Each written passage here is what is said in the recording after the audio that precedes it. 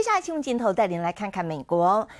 美国最近有许多地方下起了暴风雪，而加州有一名68岁的妇人在风雨中失踪整整6天。搜救人员找到她的时候，她是连人带车被层层的积雪给埋住了，全靠着暖气、毛毯和车上的地垫才活下来，真是非常的幸运。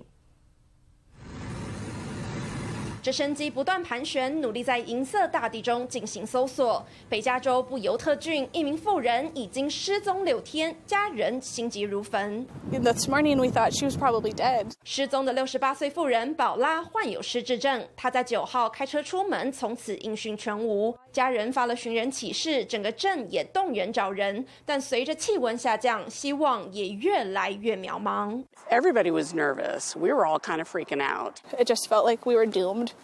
So it was just like literally a miracle that those guys found her in just the nick of time. 搜救人员每天开着直升机进行地毯式搜索，终于在山区发现异状。One of our sergeants thought he spotted a vehicle that was matching the description of the silver Toyota 4Runner driven by Paula Beth James. 宝拉的休旅车卡在雪中，被层层掩埋，而他人就在车内。I was like, yes!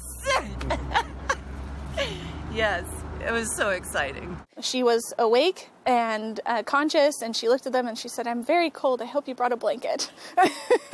宝拉靠着车内暖气、毛毯和地板上的垫子保暖，撑过6天6夜。在医院进行初步救治后，状况渐渐稳定，很快就能出院跟家人团聚。